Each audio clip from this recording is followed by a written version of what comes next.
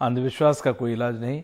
कांग्रेस नेता राहुल गांधी ने पीएम मोदी को लिखी चिट्ठी। उन्होंने चिट्ठी में कश्मीरी पंडितों का मुद्दा उठाया। राहुल गांधी ने कहा कि टारगेट किलिंग से घाटी में डर का माहौल है।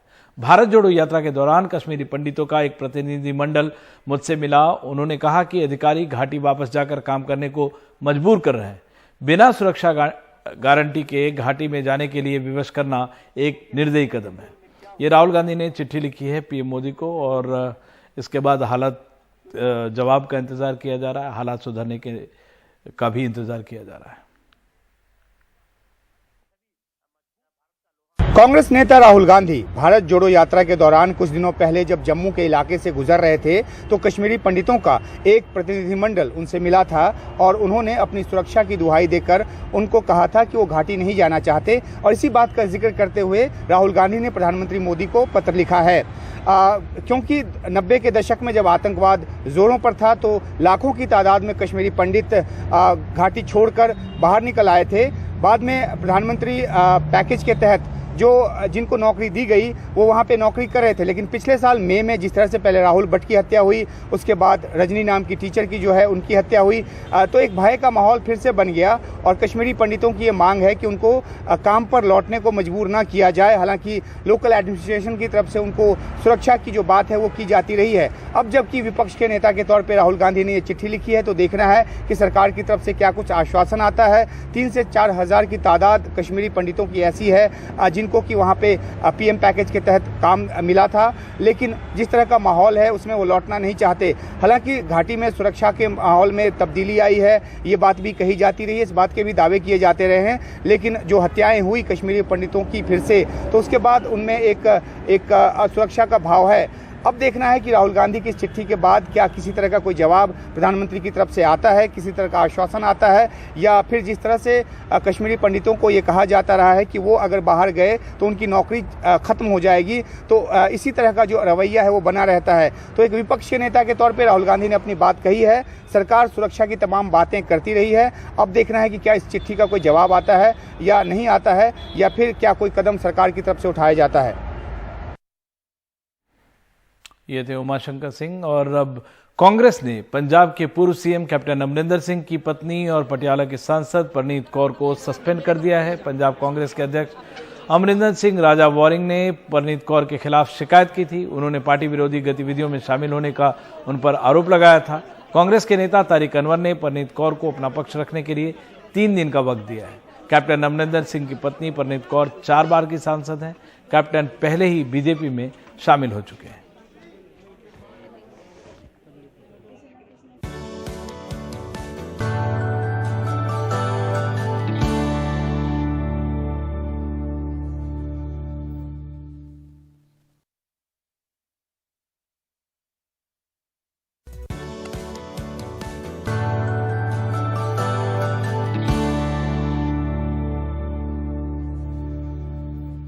रेल मंत्रालय जल्दी ही वंदे मेट्रो ट्रेन लॉन्च करने की तैयारी में है। रेल मंत्री अश्विनी वैष्णव ने कहा कि शुक्रवार को कि जल्दी ही 50 से 60 किलोमीटर की दूरी तय करने को लेकर वंदे मेट्रो का कॉन्सेप्ट लेकर आ रहे हैं। इस साल प्रोडक्शन और डिजाइन का काम हो जाएगा।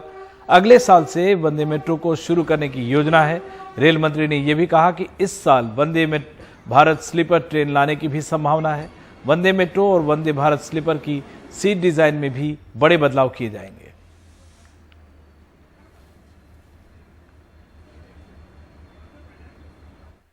दो छोटे छोटे या दो मतलब कम डिस्टेंस पे जो टाउन्स होंगे, कम डिस्टेंस पे जो शहर होंगे, फॉर एग्जांपल उत्तर प्रदेश में एग्जांपल है सीतापुर से लखनऊ 60-70 किलोमीटर, या फिर लखनऊ से कानपुर।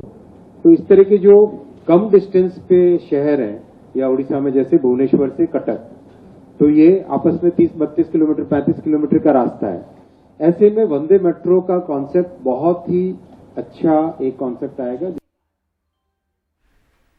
आजकल मोटे अनाज को लेकर काफी चर्चा हो रही है और संसद की कैंटीन में भी मेन्यू में अब मोटे अनाज से बने पकवान शामिल कर लिए गए। अब संसद की कैंटीन में ज्वार से लेकर रागी तक के लड्डू मिलेंगे।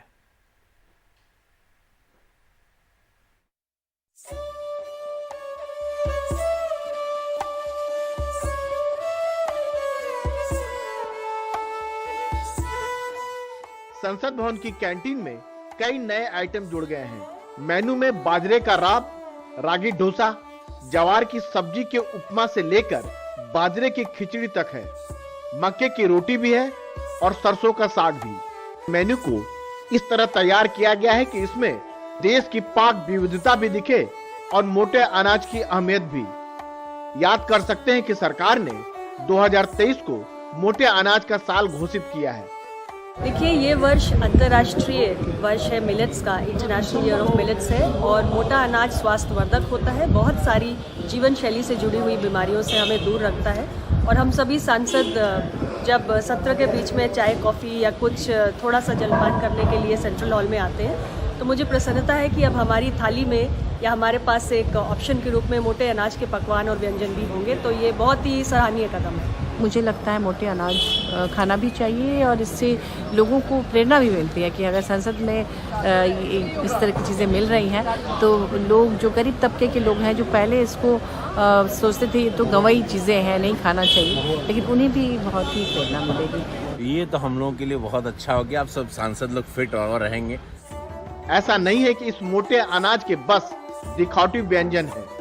स्टार्टर में ही आपको बाजरे का राब, रागी मटर का शोरबा मिलेगा, साथ ही प्याज बाजरे की मठिया, रागी रवा इडली सांबर और शाही बाजरे की टिक्की और जवार का उपमा मिलेगा।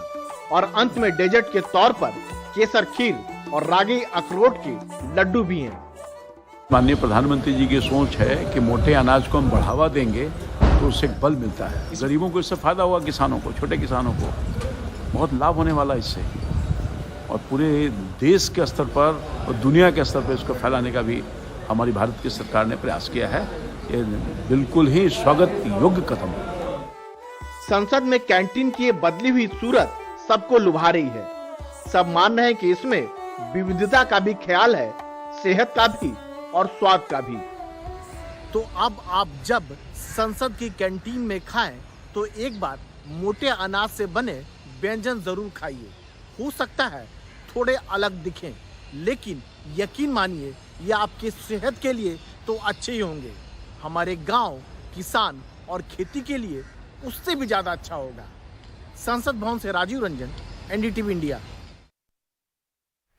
और प्रधानमंत्री नरेंद्र मोदी की अपील पर संयुक्त राष्ट्र संघ ने इस साल यानी 2023 को मिलेट्स ईयर घोषित किया है। बजट के दौरान केंद्रीय वित्त मंत्री निर्मला सीतारमण ने संसद में इसे श्री अन्न कहा और इसके उत्पादन को बढ़ाने पर जोर दिया। देश में कई थालियों में से ये मोटे अनाज अब गायब होने लगे थे, लेकिन डिंडोरी जिले के लहरीबाई जैसे लोगों की बदौलत इसकी कई किस्में संरक्षित हुई हैं। ये और बात है कि लहरीबाई के इस खजाने को संरक्षण के लिए सरकारी संरक्षण की जरूरत है।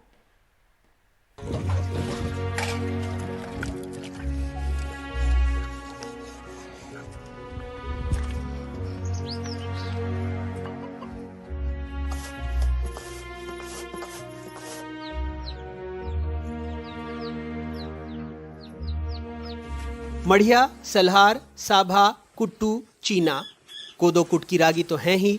मध्य प्रदेश के डिंडोरी जिले के सिलपिडी गांव में 27 साल की लहरी बाई के पास ये खजाना है। मोटे अनाज के ऐसे बीज जिनके नाम थाली तो क्या लोगों की जुबान और खेतों से भी गायब हैं। 2 कमरे के घर में एक कमरे में बीजों को इस तरह सहेज कर रखा गया है जैसे किसी बैंक में खजाना। ये लहरी बाई का बीज बैंक है। हमारी दादी का है हमारी दादी लोग पहले इसको खाकर स्वस्थ रहें, जीवित रहे, लेकिन अब ये खाने से गायब होने लगा है। मुझे इसके बारे में बताया गया तो मैंने इसको संजोया। इसमें सलहार, सीखियां, सवा, कटकी, डोंगर, कुट्टी है। कटकी कांग, भुरसा कांग, डोंगर कुटकी। लहरीबाई अपने जीवन भर की कमाई को इलाके में बांट रही हैं ताकि मोटे अनाज की खेती की ओर किसान लौटे। हालांकि टूटा घर, बुजुर्ग माँ बाप की वजह से उन्होंने शादी नहीं की। गांव में पानी की किल्लत है, शिकायत है, लेकिन हौसले में कमी नहीं। आवास घलाने को मिल है, पक्की आवास और फिर मेड़ बंधा। पक्का आवास, गैस सिलेंडर मिला है लेकिन पैसा नहीं है। पानी के लिए पहाड़ के नीचे जाते हैं लेकिन लेट हो जाता है खाना बनाने में। तुम हाले फिर घर बना के खाना वाना बनाता, लेट भी लगता है, पानी ढोआई भी। कांग्रेस को लगता है ये अनदेखी है, लेकिन बीजेपी कह रही है कभी हितग्राहियों को भी दफ्तर तक जाना होगा। श्री अन्न योजना और वेयर हाउसिंग को जोड़ना चाह रहे हैं आप, बहुत अच्छा आपका सुझाव है, लेकिन ये योजनाओं के लिए हमको दफ्तरों तक भी जाना पड़ता है। ये कह रहा हूँ। ये वैसी योजना नहीं है। प्रधानमंत्री आवास में हम घर घर सर्वे करते हैं। अभी विकास यात्रा शुरू होगी, तो विकास यात्रा के दौरान जिनको नहीं मिले और पात्र लोग हैं, हम उनकी सूचियाँ पॉलिटिकली भी बनाएंगे और उनके नाम जुड़वाएंगे।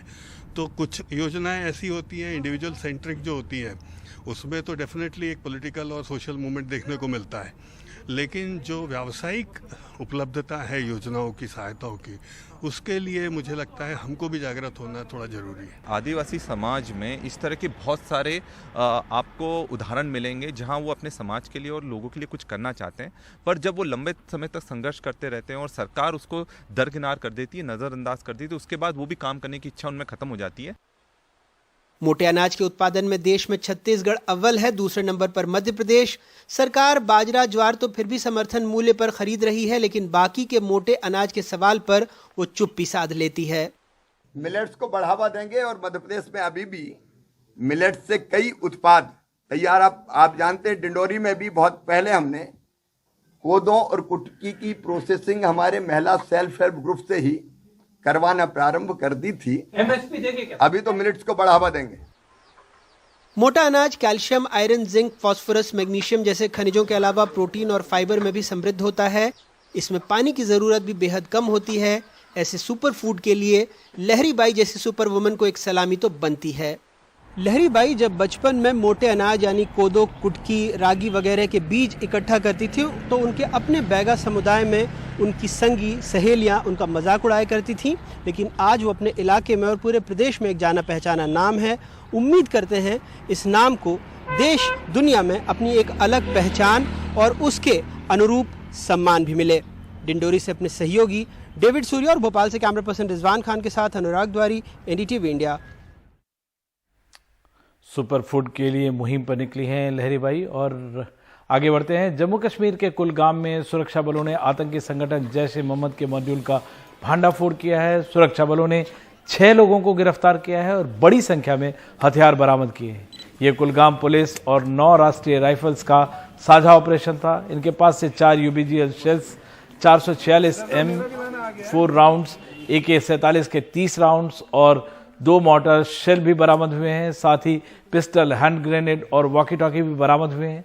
शुरुआती जांच में ये सामने आया है कि गिरफ्तार हुए सभी लोग सोशल मीडिया के जरिए हैंडलर्स के संपर्क में थे।